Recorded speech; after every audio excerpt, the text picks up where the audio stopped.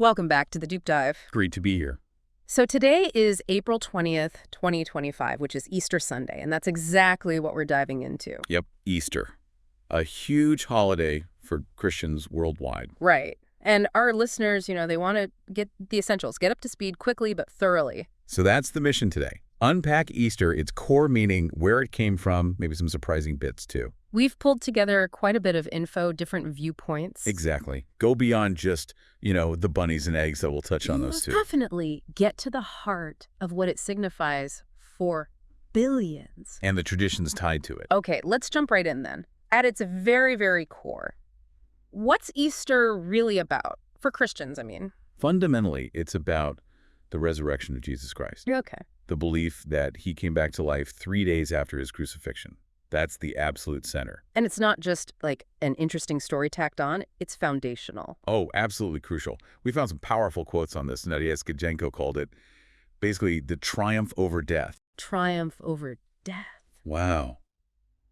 And Ulrich Lehner, a theologian, went even further. He said, it's the church's highest feast, because without it, there will be no church. Without it, there will be no church. That's huge. It really puts it in perspective. It does. It underlines that this isn't just a belief, it's the belief that Christianity is built on, historically and today. So for the first followers, the apostles, this event was everything. Precisely. It validated everything Jesus had said and done. It was the proof, you could say. But it's more than just him coming back. There's a deeper theological layer. Exactly. It's understood as Jesus' victory over sin and, death itself. Okay. Which, for believers, opens up the promise of eternal life. That's the hope element. Yes. And the Apostle Paul, he really hammered this home in his letter to the Corinthians, or 1 Corinthians 15.14 basically says. Go on. That if Christ wasn't raised, then all their preaching, all their faith, it's useless, empty. So it's that central, everything hinges on the resurrection. Everything. It also affirmed Jesus as the Messiah, the Lord, that was promised. It was the ultimate confirmation. Okay, I get the significance. Now, something that always confuses people, myself included sometimes, is the date. Why does it move around? Yes, the moving date. It's actually tied to a pretty specific calculation. It's lunar and solar. Oh, okay.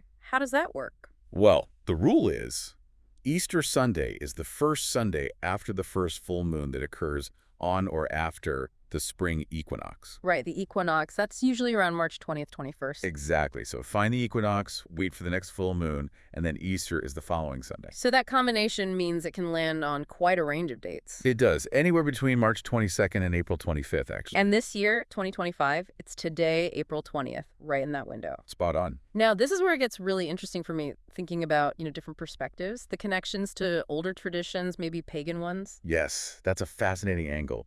There are definitely theories about pre-Christian influences, even the name Easter. The name itself. Yeah. One popular theory links it to Eostra. She was supposedly a Saxon goddess of spring and fertility. Eostre. Spring and fertility. Makes sense at the time of year. It does seem to fit, doesn't it? New life, renewal. Yeah. Themes you see in spring festivals. So things like eggs, new life, maybe those ideas were already around. Very possibly. There's another idea linking the name to Norse terms about the growing sun or new birth. Again, that springtime renewal theme. But are those the only explanations for the name? No, there's another interesting, maybe less direct theory. It involves Latin.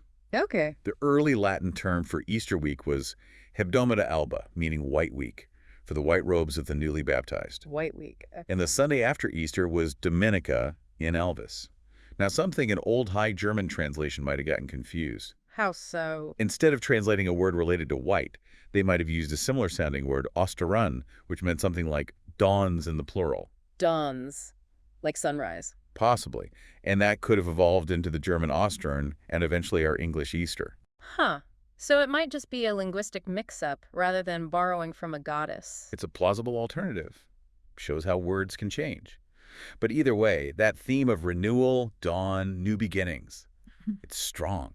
Yeah, it really is. Okay, what about the symbols? The eggs, the bunnies? Are they pagan too? Well, eggs are ancient symbols of new life, hope. Yeah. So you find that idea way back, probably pre-Christianity. Makes sense. And there's a tradition that the early church actually decorated eggs, sometimes red. Red? Why red? Maybe symbolizing Christ's blood, or maybe the empty tomb somehow. Also remember Lent? The period before Easter? Right.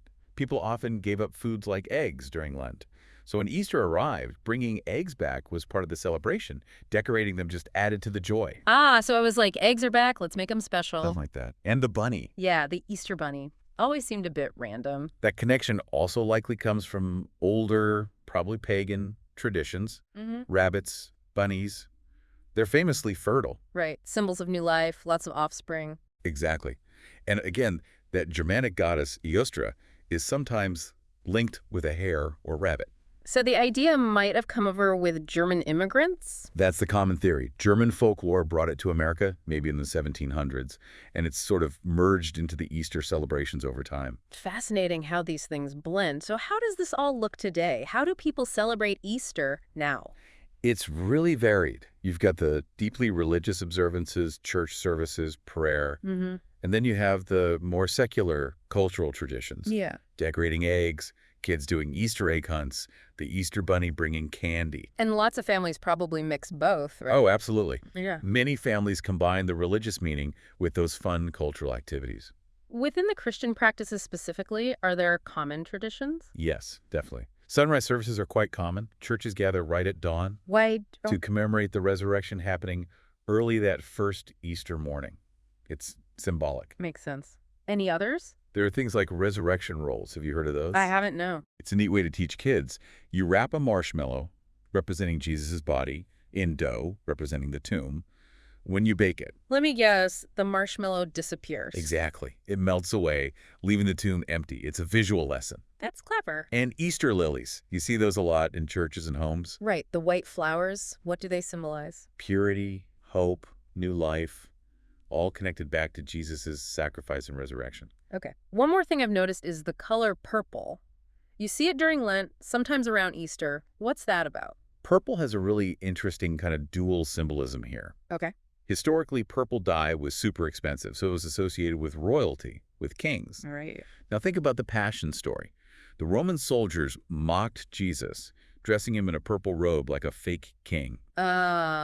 Right, as an insult. Exactly. So during Lent, churches often use purple.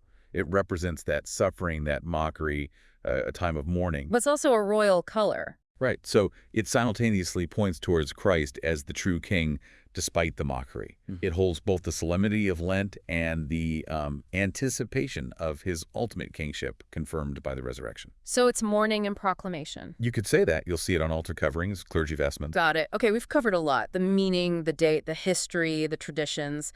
Let's try and boil it down. What are the absolute key takeaways for our listeners? Well, number one is clear. For Christians, Easter is the celebration of Jesus rising from the dead. The core belief. Yes. And the hope that comes with it, the hope of eternal life. It's seen as God's definitive act to save humanity. And that's not just abstract theology, right? It has real meaning for people today. Absolutely.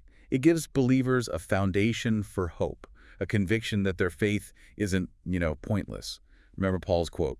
If Christ isn't raised, faith is useless. Exactly. And there's that verse in Romans chapter 10, verse 9. It's pretty central. What does it say? Basically, if you declare with your mouth Jesus is Lord and believe in your heart that God raised him from the dead, you will be saved.